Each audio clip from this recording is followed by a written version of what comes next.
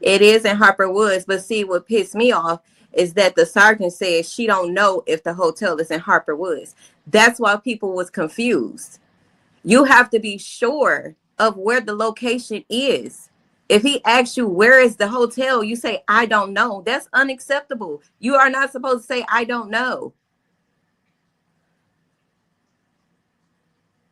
Crazy.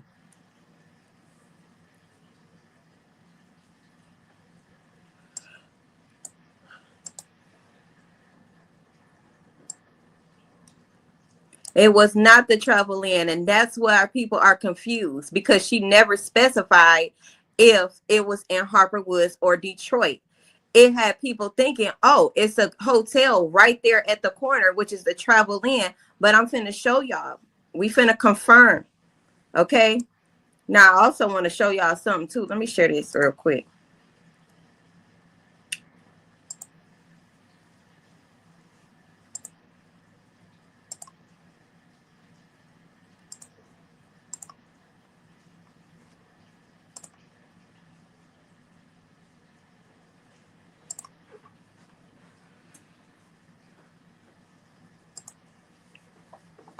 Okay, this is the car shop. Okay, look at this. Do y'all see somebody standing right here? I was looking at this like, wait a minute, who is this? Y'all see that person? Let me see if I can go in small. Dang, that's the furthest I can zoom in. Can y'all see that? Y'all gonna have to go to it on y'all phone when y'all get a little time. If you can't see it that good, but it looked like a child to me. Looked like a child to me. I just was looking at it because I was trying to get the yeah, they got on a brown coat, like they got on some pajama pants or something.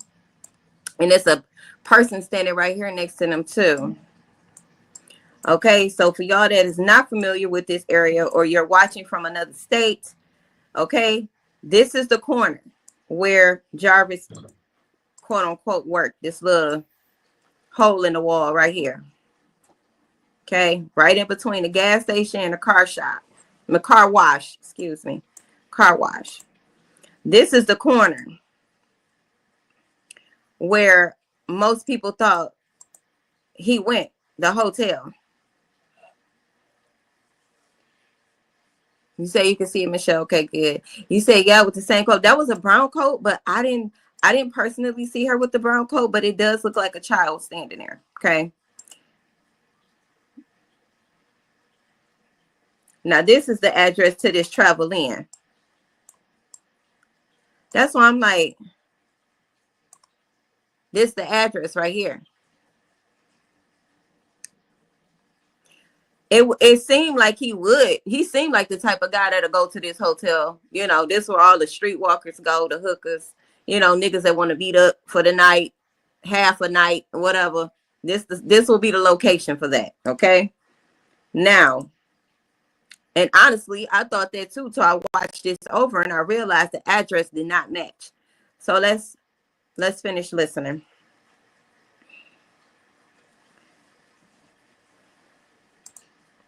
But that's not the hotel. I'm gonna pull it.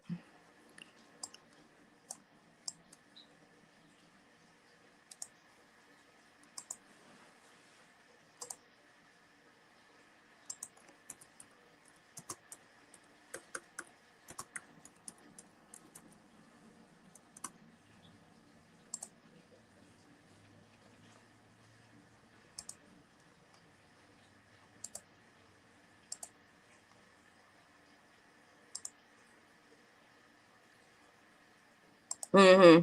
I just wanted to show y'all that because she gonna say the address anyway. That's not 11 years. And are you currently assigned to a specific precinct or unit within the Detroit Police Department? Yes, I work at major crimes. Okay, and what sort of crimes do you investigate at major crimes? Generally, homicides. And how long have you had that role, or have you been in major crimes? I believe since 2016. And do you do any specific role within major crimes that requires a little bit of training and education to do? Yes. And what is that? I do forensic analysis of cellular call detail records and tower mapping.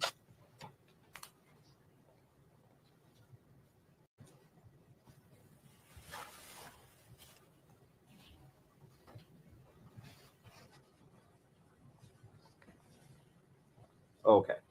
And what sort of training, very generally right now, what is that? What types of training? No, sorry, new question. Generally, what is called forensic analysis of CDR and tower mapping? And that's the thing, Ayana. That's what I heard Roxy say. She went to that hotel and she counted 15 cameras. You talking about the travel in?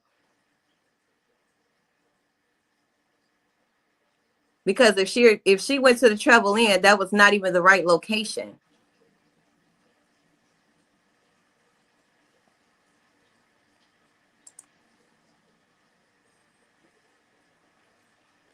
And I didn't see the video of what they talking about either. Have you had any training to do that? Yes. Tell us about that. I've had T-Mobile training. T-Mobile is the prevalent company here in the Metro Detroit area. I've had Excel training. Excel is the format that most of our call detail records come back to us in. I've had cell phone use and drug trafficking training, Penlink training. Penlink is the program that the Detroit Police Department utilizes. It basically puts the records in a readable format. I've had CATS training, which is an acronym for Call Analysis Training School. I've had Penlink training, PLX training, which is an upgraded form of Penlink. Approximately around 450 hours of specialized training in cellular analysis. Okay, and that 450 hours in that training, does that allow you to utilize that to generate what you said earlier, tower maps based on your analysis of call detail records? Yes. Okay, and what are call detail records? Historical records. And does that allow you to place certain things based on cell towers on maps to give an approximate location of a particular phone number that's associated with the phone? Yes. And have you testified as an expert before in this field? Yes. And how many times have you done that? Over 35 times. And has that been in Wayne County? Yes. And have you testified in 36 districts before? 36 and 3rd, both, yes. Judge, at this time, I would move to qualify Sergeant O'Rourke as an expert in the field of forensic analysis of call detail records and tower mapping. No objection. Okay. Now, can you describe for the record, when you get call detail records, the process that you would go through to generate maps? Yes. The OIC, or the officer in charge, would supply a search warrant for a particular target number. We would submit that to the respective cellular company, whether it's T-Mobile, AT&T, or Verizon. They will submit back to us in the form of raw records, usually in Excel format, the call detail records, and other various ones, subscribers, things like that. And in terms of the call detail records, what is contained in that spreadsheet? What sort of information is contained within that spreadsheet? It'll be dates, times, locations, the target number in question, any contact ID, who they're having any type of activity with, whether it's a text message, a voice call, the duration. There's multiple things associated with it. And you talked about location. How are those locations generated and inputted into that spreadsheet? So these records will supply an actual either latitude and longitude, or a location area code, or other location information for the cell tower that the, we're just gonna say cell phone in this case, cell phone interacts with. Okay. And can you describe well, first, silly question, I know, but what is a cell tower? What do you mean by that? It's the cell towers that you see all over the place. They can be, one of those huge mammoth things that you see. They've got a bunch of cells on there and antennas that you see, or it could be, really small and, but they're all over the place in the city.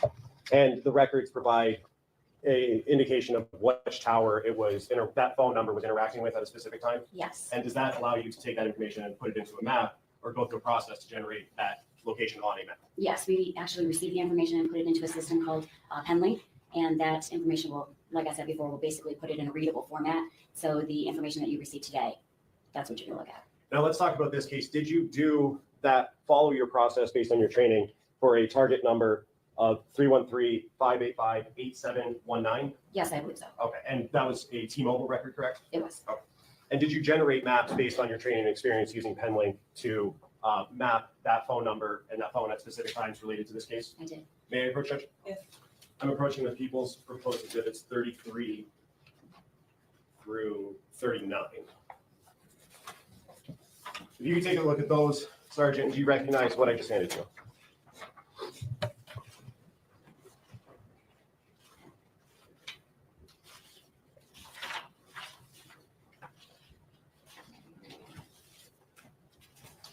Yes. And are those maps that you generated for that target number ending in 8719? Yes.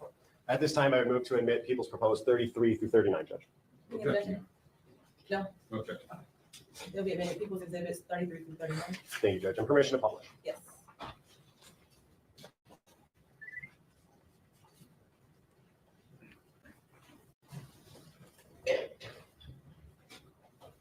And on the screen and in your hand is Exhibit 33. First, I want to talk about what's at the top, very top of this, and what information goes there. The first row is going to have what's going to be on our calls report, a condensed version. There's going to be a lot more in the actual calls report, but this is the information that exhibits what's in the map down below. Okay. So for row 1, which we only have one row in this instance, we're going to have the target device, which is the phone number, and the date, time that was requested. So in this case, it's going to be January 9th of 2024, and the time, which is in UTC time or military time, it's going to be 16:09 or 4:09 p.m. And then the duration, how long the activity lasted. You have a start lag and said that's actually your location information. And then the call type, in this case, it was a voice call. Call status, whether it was completed or not completed. The direction, incoming or outgoing. Did he make the phone call or did somebody call him? And then you have the contact ID, which is who the device was contacting or interacting with. Okay, and that would have been the phone number that it was, that in this case that we're looking at, an outgoing call was placed to. Yes. All right, so let's back up to the date, January 9th, 2024 that's what it says on Exhibit 33, correct? Yes. How do you know to do that date in particular for this case? So for all of these maps, this was requested by the officer in charge. That information is supplied to you? Yes. Okay, do you know the details of other parts of this investigation, or are you just taking the information the OIC gives you? I know the general information, but they asked for a specific date and time, and this is what we place on the map. And then moving over to the next row for time, it says 16:09 and 24 seconds, correct? That's yes. So that's my next question. You said that that's in UTC time. Can you describe or tell us what UTC time is? No, this time that you have here is in our time, Eastern Standard Time. UTC time is Universal Time Coordinated, and that's going to have, that's like on the world clock. So you're going to have a -4 or a -5. The raw records come back to us in Universal Time Coordinated, and then we turn around and put it in our time so that you can read it and know that what time it happened here. And so just to be clear, the 16:09 or 4:09 p.m. is what time it Eastern was Standard in Time. Detroit, Yes. where this phone was at 4:09 on January 9th. Yes. And that's a conversion that you have to do based on whether it's -4 or -5. Yes. What does that depend on, -4 or -5? It's the UTC time, Universal Time Coordinated. So it's on the world clock. So our Eastern Standard Time will change, fall back or spring forward based on the summer and the winter. And so during the summertime, it's going to be -4 from UTC time. And then during the wintertime, it's going to be -5. So we just put it in so that the time that you have here is Eastern Standard Time. Okay. And then the two rows over, one next to duration, start, /CID. Can you tell us a little bit more about what that information means and why it's important? So that's going to be your location information. Your LAC is location area code, and then the SID or CID is your cell ID. Okay. And that is what allows you to generate, or part of what allows you to generate the map that we see below? Yes. Okay. So let's talk about the map that we see below. First, you have those two lines going out in almost a incomplete triangle. Can you tell us what we're looking at there and what's in the middle? Yes. So the middle part, you're actually looking at a V, and it's going to be about a mile long here in the Metro Detroit area. The cell coverage that you're looking at for any particular tower is usually about a mile. So that V is a representation of the intended area coverage of the cell phone company. Okay. And then there's a little pie chart in the middle in a little shade. Can you tell us what that means? Yes, that is the intended area. Okay, so that's the mile that you were talking about? Yes. Okay. And then you have a blue dot located to just above the top line there. Can you tell us what that is indicating? That blue dot indicates 9,000 Connor, and that was requested to be placed on the map at this particular date and time. Okay. And so what essentially is your conclusion about this map that we're looking at here? What does all of this mean? In this particular date and time, so January 9th at around 4:09 p.m., the target device that we're looking at ending in 8719 is consistent with being in the area of the 9,000 Connor. And how precise is this location? I mean, you say in the area, there's no specific spot that you can say this was at this address. How precise can you get with this? So we can only tell you what the address and location of the cell tower and their intended coverage. They actually give you that. So you're working with radio frequency. So it's not going to be an exact V that you see here. You're going to be working with radio waves. So it can be a little bit outside of the V or a little bit inside of the V, but basically this is just to demonstrate, the intended area coverage of the cell phone company. Okay. Going now to Exhibit 34, which is on the screen. First, is this the same information that we saw in Exhibit 33 across the top of the map in Exhibit 34? Yes. And you have 4 rows here instead of 1. Why do you have 4 rows instead of 1 in this map? In this instance, the officer in charge requested to see a travel duration. So during the time between, I have 1838 and 1922. There are actually others in between, which you can actually see in the raw record. But to put that many records that happened in between is a lot. So basically, we are showing the travel from, the blue dot indicates 9,000 Connor, and then the black dot indicates Ypsilanti. And they wanted to depict it, the travel from 9,000 Connor down to Ypsilanti during this time period. And the first time period that you have for row number 1 is 1838 and 16 seconds. Yes, So that would be 6:38 p.m. yes. And is there a corresponding number on the map that relates to each row? Yes, on row, you can actually see the row column. So number 1 is going to coincide with number 1, which is just leaving the 9,000 Connor area. And then you see on row number 2, it's depicted on the map as number 2. And it's traveling down 94 west. And then number 3 coincides with line number 3, and then 4 and so on. Okay. And so your conclusion, correct me if I'm wrong, would be that for number 4, at around 19:22 and 33 seconds, that phone was in the area of Ypsilanti. Just west of it. Just west of yes. it? I believe there's a little town there, yes. And 1923, that would be 7:22 p.m. Yeah, Right. yeah. Going to exhibit 35.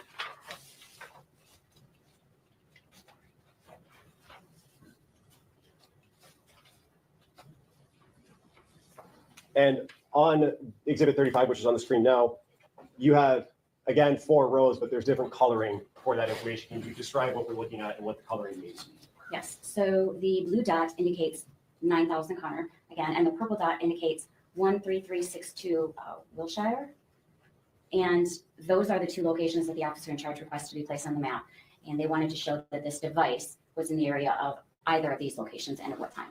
Okay, and so can you tell us about the lines closer to the 9,000 Connor location and what ones those correspond to in your records up top there? So this is an RTT report or a time in advance report. And the row number 1 and 2, which one is a dark blue line, and the other is a light blue line, all indicate approximately around the area of 9,000 Connor during the time of 2028 and 2042, which is 8:28 p.m. and 8:42 p.m. Okay, and so is it fair to say that this phone was in the area of 9,000 Connor at those times on January 9th? It's consistent with being around the area. Okay. And then the other 2, the purple and pink lines, can you tell us about those? So there's a dark purple and a light purple, and that's around the area of 13362 Wilshire. And those are times of 2048 or 8:48 p.m. and then 2059 or 8:59. Okay, so I was trying to put it in the comments. Let me make sure that we keeping up. Okay, my notes and what I heard was he was picking up at the tower at 9,000 Connor, which is his shop. That was at 4:09. He got to Ypsilanti at 7:22 p.m. He got to Wilshire, which will be the fiance. Okay. On Wilshire, that's 13362 at 8:48 to 8:59.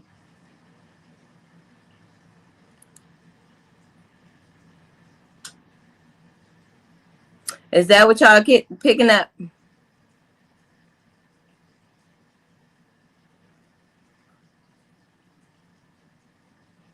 That will also be in alignment with what King said, which is Cordell, the business partner. He said they got back to the shop around 8:40, 8:45. So when they left Ypsilanti at 7:22 p.m., they got back to the shop at 8:28 to 8:42 p.m. He went from the shop to Wilshire. Not the fiance, but that's his house. Well, she says she's staying on Wilshire too. So whether that's her house or his house, he made a quick stop. It was like a 10-minute stop. The distance from the shop in Wilshire is about, I think it was about 6 minutes. And that was between 8:48 and 8:59. Angel. Okay, that's his house with Angel. So he got 2 bitches on Wilshire. Okay. All right then. Okay, so let me keep playing. 9 p.m. So the RTT information has moved from around 9,000 Connor to 13362 Wilshire during that particular time. And so does that indicate that the phone was traveling towards the direction of the Wilshire address? It could have been. Oh. And you said RTT. Can you tell us a little bit more about what that means? RTT is a real-time tool or time in advance. Basically, it's a report that T-Mobile will send out, and it's historical location information. It's not. Balfour and Outer Drive is the girlfriend, well, baby mama with the blue car. Balfour and Outer Drive is the baby mama with the blue car that he borrowed. What I'm getting is that he came back from Ypsilanti, went to the shop, left the shop, went to Wilshire for about 10 minutes. Whatever he did on Wilshire, it was quick. He grabbed something, hopped back in the car. Okay. We're going to get to Balfour in a minute.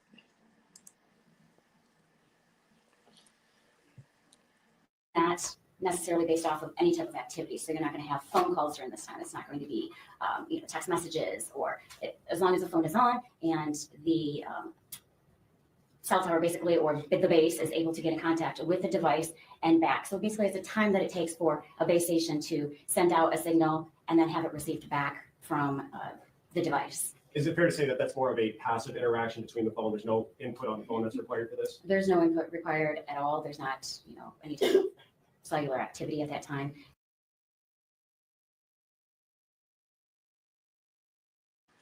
Which, y'all, is actually, that's important, okay? So the girl with the blue car, okay? So right now, the time frame, the timestamp that we're at is Wilshire, 8:48 p.m. to 8:59.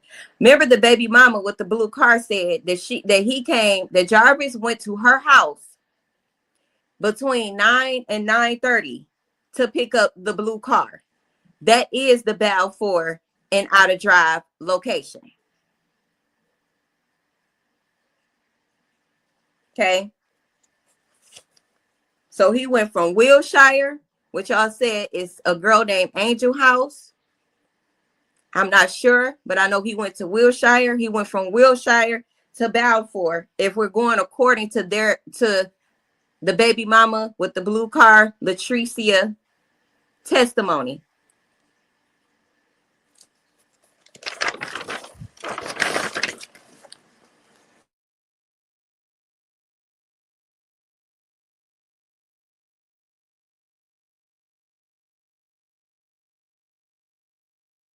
It's basically for, efficiency and performance by the network. Going to exhibit 36 now, which is on the screen. On that first page, you have 8 lines. Can you tell us the reason you have 8 lines and what they're indicating there?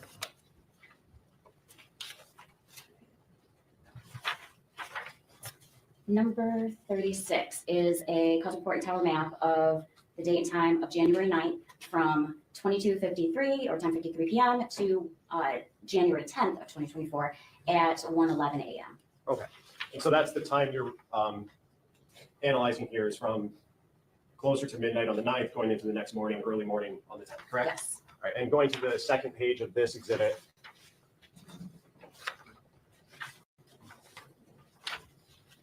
can you tell us what we're looking at in this map on the second page of exhibit 36? In this map, we're looking at rows 1, 2, and 3. So the red dot that you have right there smack dab in the middle indicates 2000 Harper, which is the Crest Motel. And then the next slide has a different address associated with it. But what we're looking at right here. Let me pause this, okay? Because it's important to note that Latricia, the baby mama who got his 2-year-old daughter, he went to her house between 9 and 9:30 per her words, which means that he would have spent nearly an hour at her location, because he went from Wilshire, that was 8:48 p.m. to 8:59 p.m. Then he went from there to Balfour and Outer Drive from 9 to 9:30. And then he went from Balfour and Outer Drive to the hotel, which is 20,000 Harper and Harper Woods. But he did not get there until 10:53 p.m. So that means he spent about an hour on Balfour and Outer Drive. I think that's important, and I'm confused as to why they didn't question her more about him being at her house before he went to the hotel. A whole hour. She seen Isaiah. She seen her. There's no way she didn't see her. Do y'all get what I'm saying? So she's sitting up there acting stupid with her little attitude, like she don't know what's going on and she don't know left from right, when he spent more time there than you're putting off. That's why she was so hostile when they was asking her questions. Because I'm thinking, like, why does she got an attitude? Like, you know, they're going to ask you the same questions over and over in different ways. Just answer the question and get off the stand. That's why he spent about an hour at her house between 9 and 9:30-ish to 10:53. When he got to the hotel at 10:53. Okay. And a hotel from Balfour is about 13 minutes. Okay. So I say roughly 45 minutes. How long do it take for you to pick up some keys and skirt and get on? No, you stayed there. Y'all talked, y'all chat. You seen Isaiah, whether she was in a car or whatever. She had to get in the car if he went to borrow the blue car. She had to get in the car. So you seen Isaiah. And they need to question Latricia a little bit more than what they did, a whole lot more. Because we already knowing it was more than one person involved in this whole thing. Okay. And I'm going to note that he got to 20,000 Harper in Harper Woods. That's Park Crest Motel. Somebody could put that in the chat for the people that catch the replay. That's 20,000 Harper in Harper Woods, Michigan. That's the Park Crest Motel. It is not located on Harper and Connor. He got there between 10:50. He got there at 10:53 p.m. after leaving Latricia, the baby mama with the blue car. He stayed there until 12:37 a.m. At this point, now it's January 10th. Okay.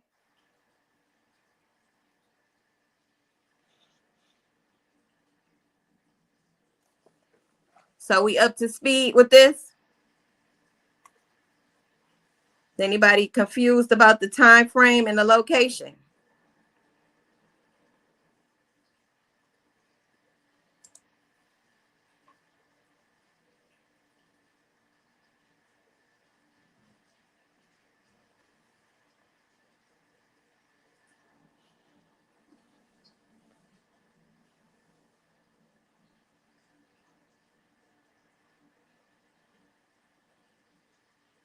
I believe, Tiffany, he asked that question while they were still at the shop.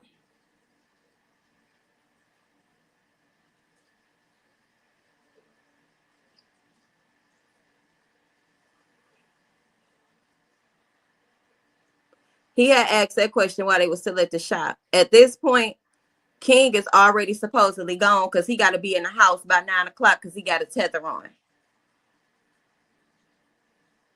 But see, me, I see the loopholes, and I know they haven't questioned their witnesses enough. You said, but the hotel logger says 9:50 sign in time. Well, I'm going according to what the sergeant said, STL.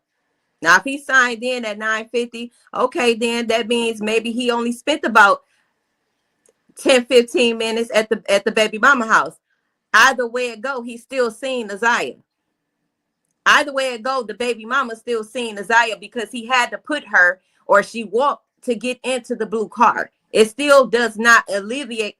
It still doesn't alleviate her from the fact that she possibly highly seeing Isaiah that night. Okay.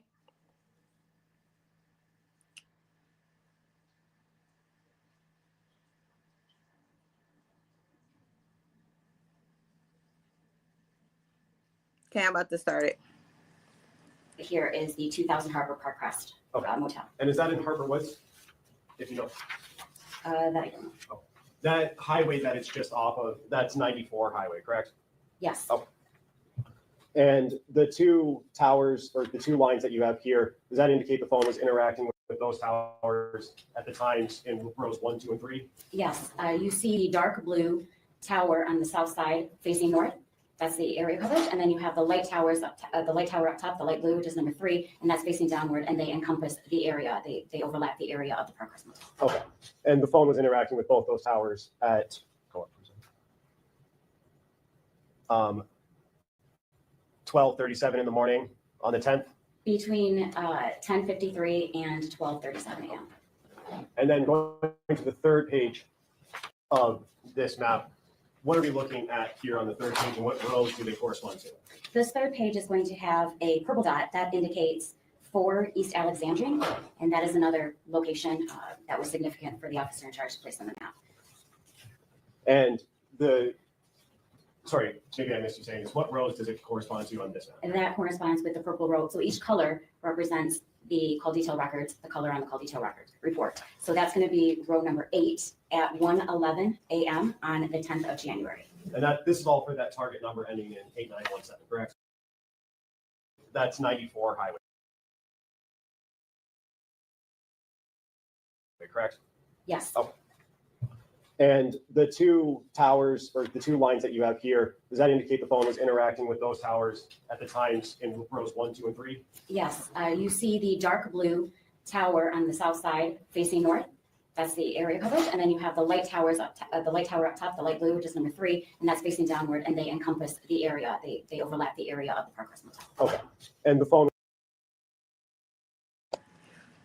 So I'm gonna pause it, and we're gonna go look at the map. Okay. I see Don the Truth says she confused. What you're confused about, because I want you to understand what's happening. I know looking at the map and hearing them talk and pinpoint this and the time and all of that, the chart they got up, it can be confusing. But I got my notes written down, and I know I got my notes wrote down. It's factual. Okay, so ask what you need to ask. Oh shoot.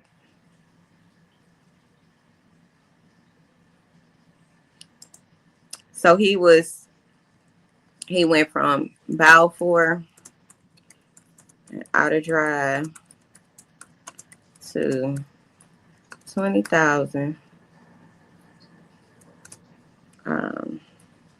Harper.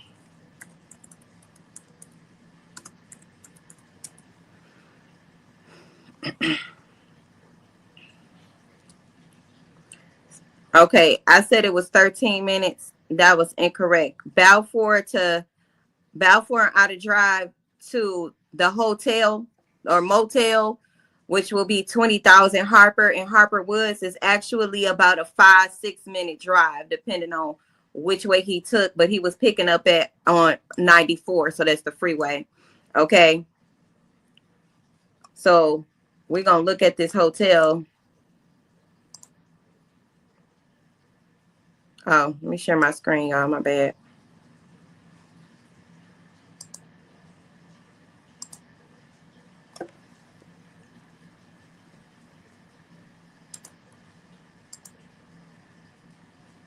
Yeah, I don't like to be loud and wrong. We're gonna have to deal with the facts. I feel like I entertained enough foolery, enough bullshit.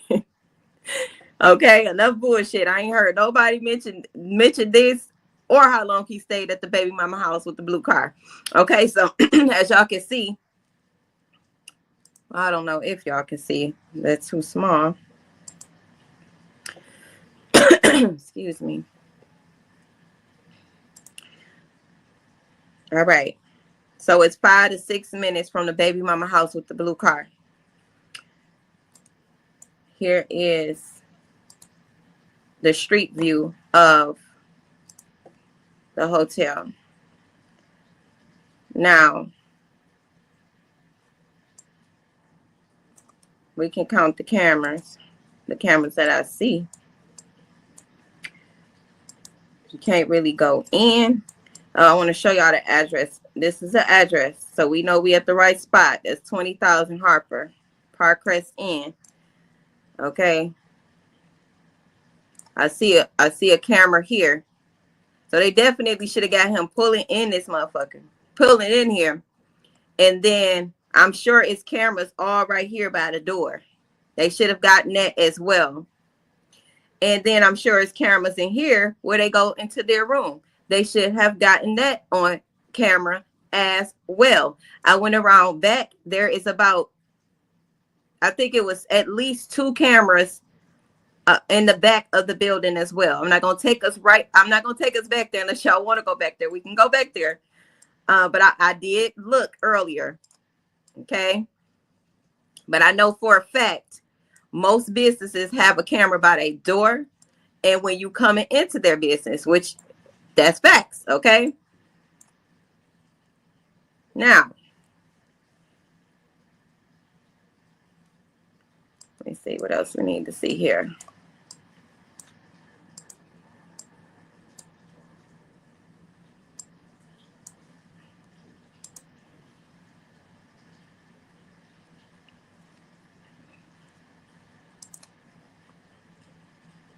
Oh, you want to go see? Okay. Okay, I'll take y'all back there. Let's go back there.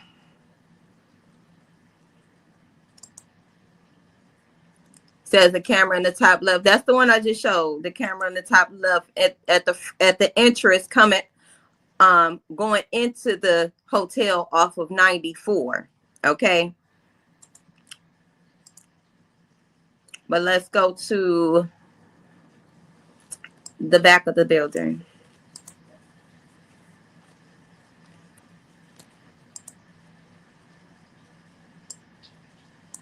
And the side and all of that. So say, I just feel like a lot of them, I feel like they purposely dropped the ball on this case.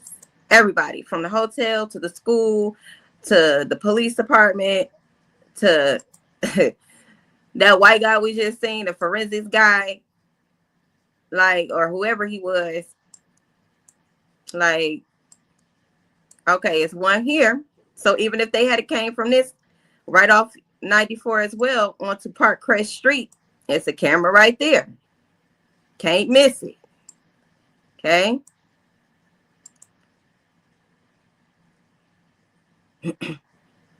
Shannon testified that that's the corner she picked Jarvis. Yes, she did.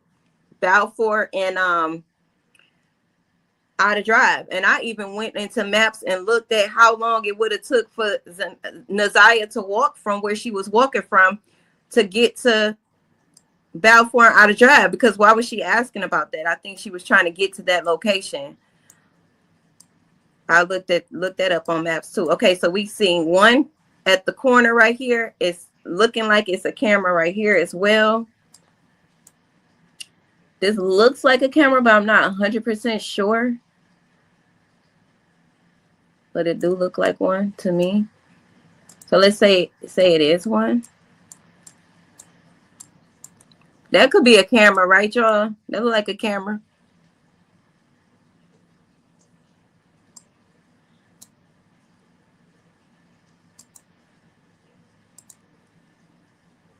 So that's 2 so far in the back.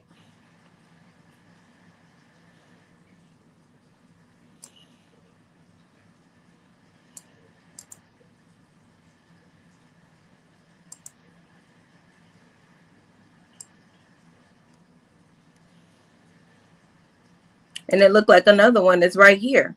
So they not missing nothing. They got cameras surrounding this building, and this is not 15 cameras. So that lets me know that Roxy was at the wrong hotel.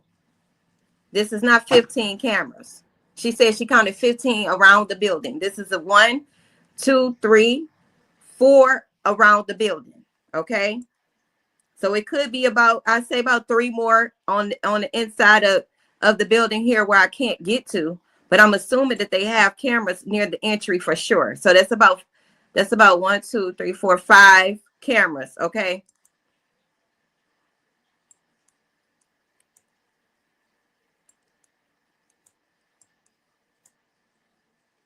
Trying to see if it was one on the corner of this building. I can't really tell, so.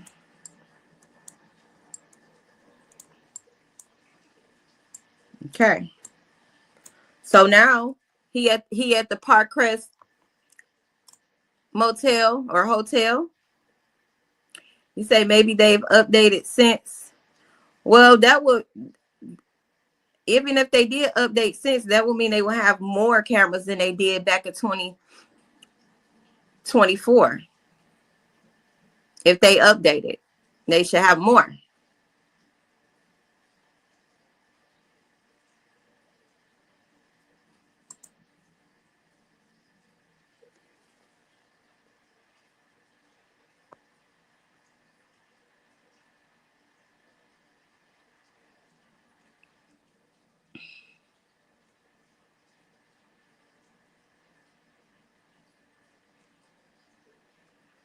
My thing is, somebody's seen something. That's my whole point. And whether they updated the system or not, or whatever, if they got a camera with him going into the building, then they got a camera with him coming out of the building. Hold on, let me look. That's the street view that I was looking at. This is from, oh, that's what you're saying. Okay, because it says 2018. This is the only one that they have. This is the only one that they have. But again, August 2018, look, if I can go drive by here myself and count them with my own two eyeballs in person, then I would do that. But I can't right now. So this is what we're going to have to go off. We know back in 2018, they had at least 5 cameras, at least. The travel in was an incorrect location. According to Sergeant, and I don't see how she got this wrong, Sergeant Melanie, and she was sitting in on the trial the whole time. And she had a notebook with a pen because I seen her in the crowd. So I don't know how she mixed that up when she was actually there in person. But the Sergeant Melanie clearly said 20,000 Harper Avenue in Harper Woods. That's where his phone was picking up on the tower, and it's a mile radius from the tower. So he was indeed at the Park Crest in Harper Woods. Okay. But we ain't gonna focus too much on they camera equipment. Let's just say it's updated and they have, they had him going in the building, which is strange to not catch him going out the building, because we see from the maps that they have cameras surrounding their whole building.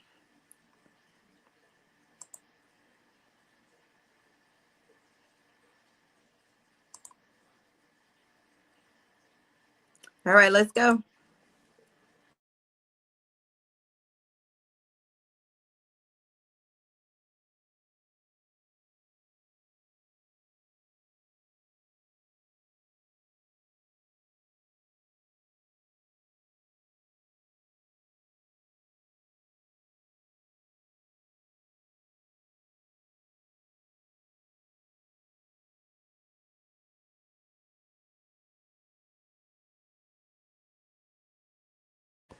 Hold on, y'all. I don't know what's going on with my sound. I know they lying. It was just working. Dang, you can't hear me either? Okay, hold on.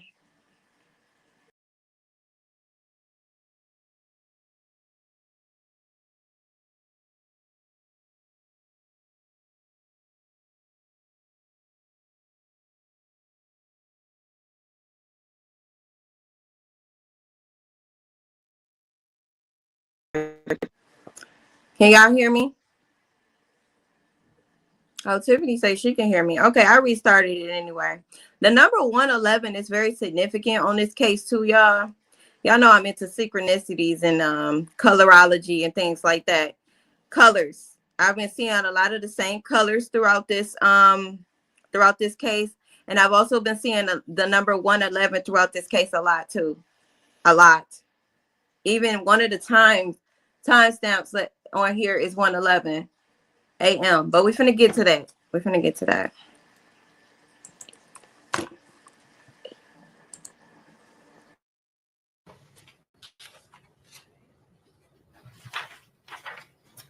Number 36 is a cosmopolitan tower map of the date and time of January 9th from 22:53 or 10:53 p.m. to January 10th of 2024 at 1:11 a.m. Okay.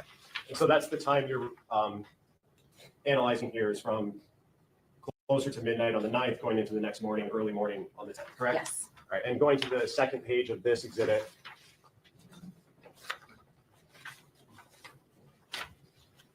Can you tell us what we're looking at in this map on the second page of exhibit 36? In this map, we're looking at rows 1, 2, and 3. So the red dot that you have right there smack dab in the middle indicates 2000 Harper, which is the Park Crest Motel.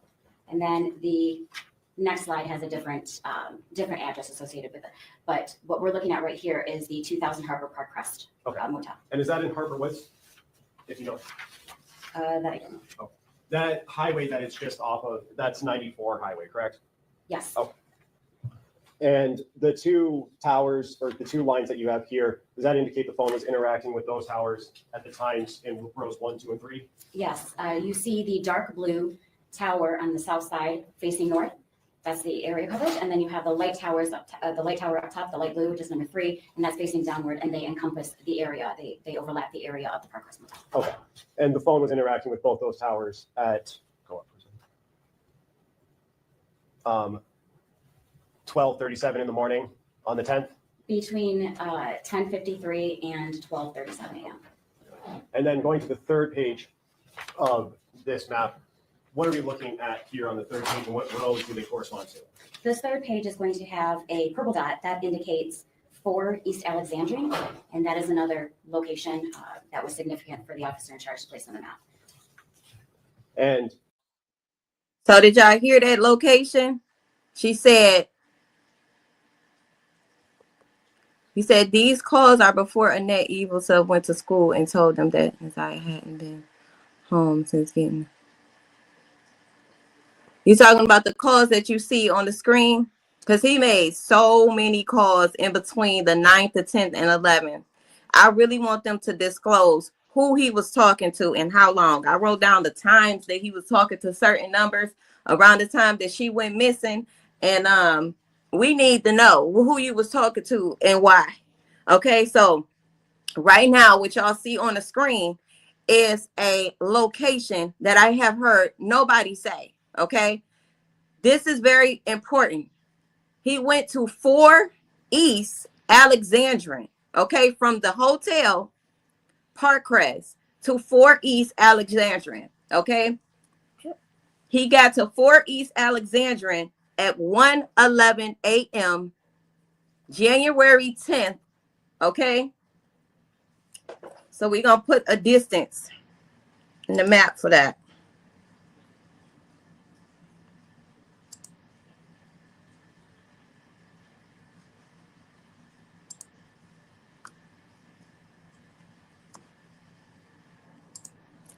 This is why I feel like everybody was so focused on 7 Mile area. They missed the whole stop. He have made plenty of stops since we've been on this live. He could have done anything with Naziah in between these times before he even got to, at about time he got to 7 Mile and Berg, he could have just been trying to ditch stuff out his car. That's how she lost a shoe. That's how she lost a jumpsuit. He probably took her clothes off. He probably, she probably was fighting and lost the shoe. Anything could have happened in between the time that it actually took him to get to 7 Mile, Evergreen, 7 Mile, Berg area, and Greenfield. Okay, so this is important.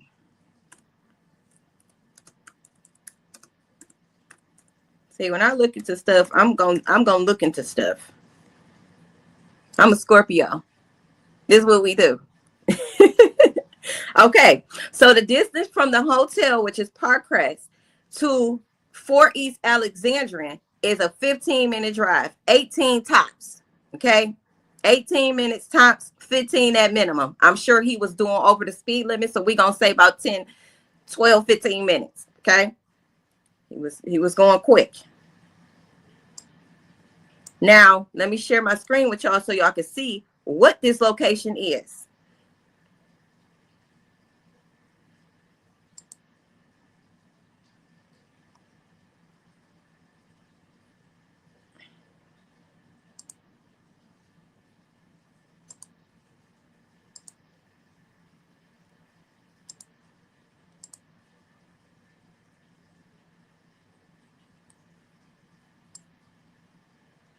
That's Harper Woods going down 94 West to get down to Midtown area. And this is 4 East Alexandrian. Okay. This is what that looks like here. Looks like an apartment building or something. I was trying to see if this was like a elderly home. What you call it?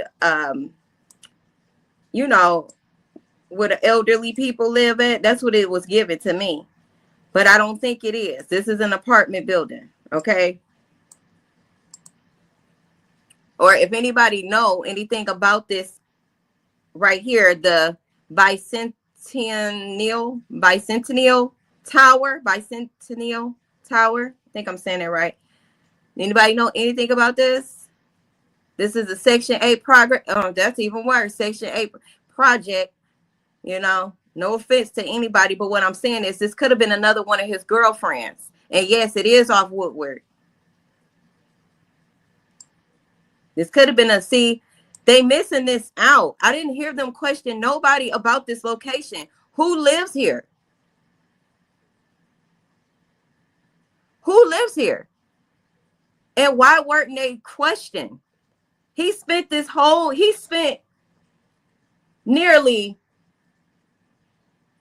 I think it was about almost 24 hours at this location. Where the hell is this person at and why they not on the stand?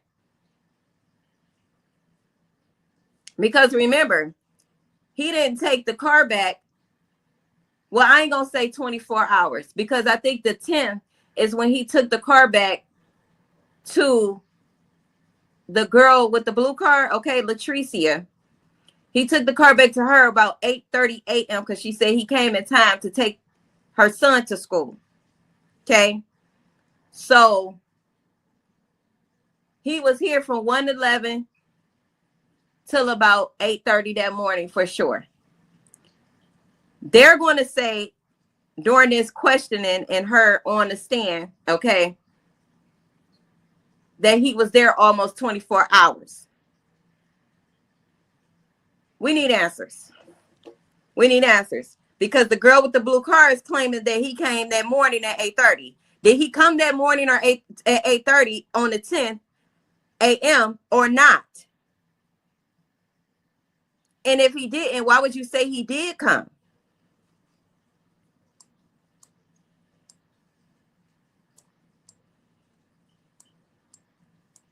Okay. So y'all picking up what I'm putting down? I can stop sharing this screen.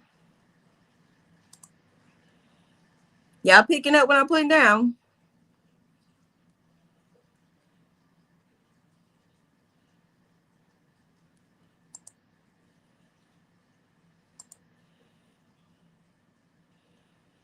Who said they wasn't sure?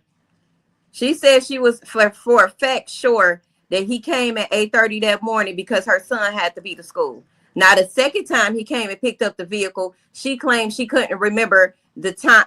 She couldn't remember the day. Like you can't go through your phone or you couldn't have went through your text messages and seen him asking about, you know, borrowing a car again, whether that was on the 10th or 11th. But how is it that he was out on the 11th 7 Mile Berg area still roaming around? Maybe he kept the car a lot longer than what she's saying he kept the car. You know, this is just my speculation. This is just my speculation because according to what she's saying in these time frames, he was at Alexandria, what I just showed y'all, for about 22 hours.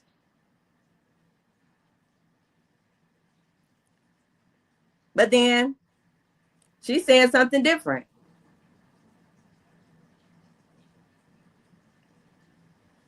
Say he was there at 1:11 a.m. on the 10th, and then he left the location of 4 East Alexandrian at 11:40 p.m. How many hours is that?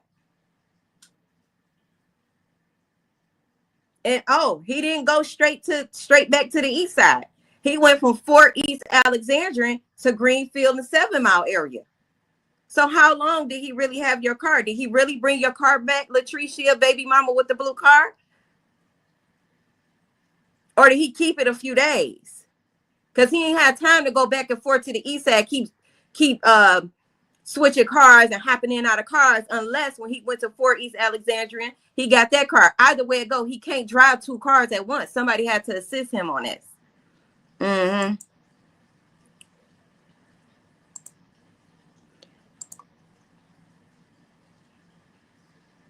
I'm gonna get to the comments, y'all. Hold on a second. You say, yeah, you remember she said they sound from Detroit. I'm very familiar with every area in the discussion. Good, good, good. Somebody say 153 in Milwaukee. Shout out to you, Deshima. You remember that exactly right, sis. Girl, I love you too, Tiffany. Listen, we gonna get to the bottom of it. Oh, New Jack City. Oh Lord.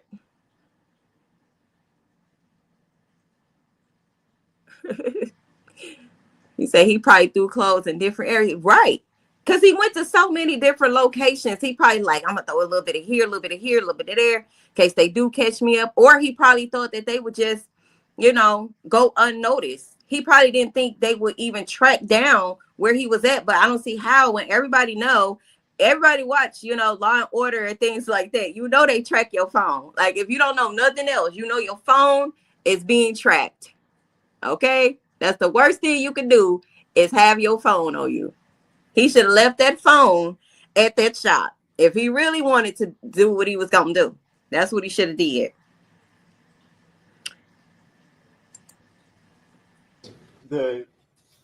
Sorry, maybe I missed you saying this. What rows does it correspond to on this map? And that corresponds with the purple row. So each color represents the call detail records, the color on the call detail record report. So that's going to be row number 8 at 1:11 a.m. on the 10th of January. And this is all for that target number ending in 8917, correct? 8719. 8719, sorry, thank you. All for the same number. Yeah, all of these reports are for the same number.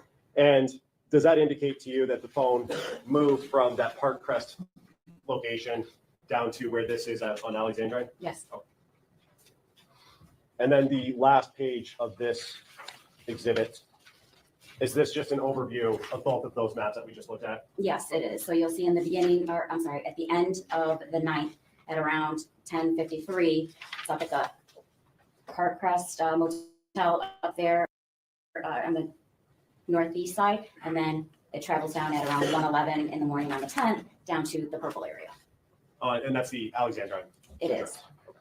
Going now to exhibit 37, which is on the screen. And do you have it there?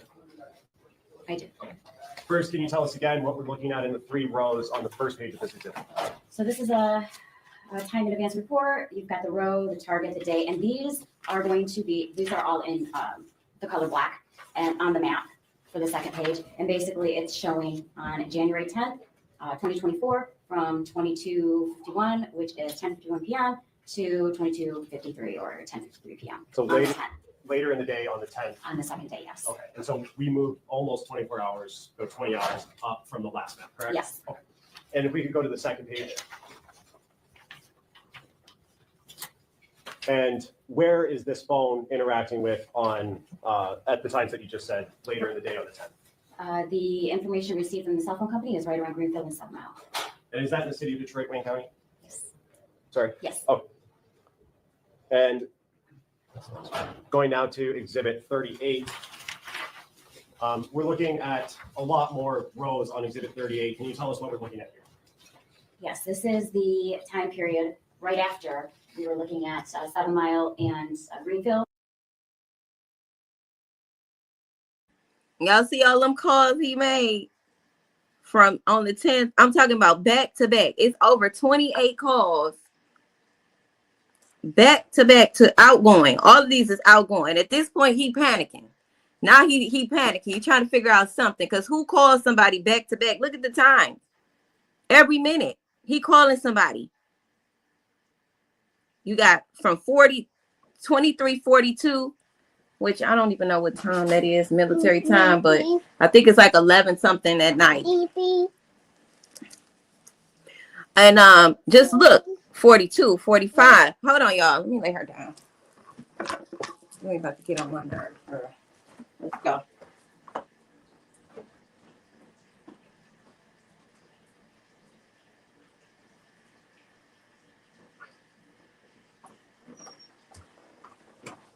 Okay.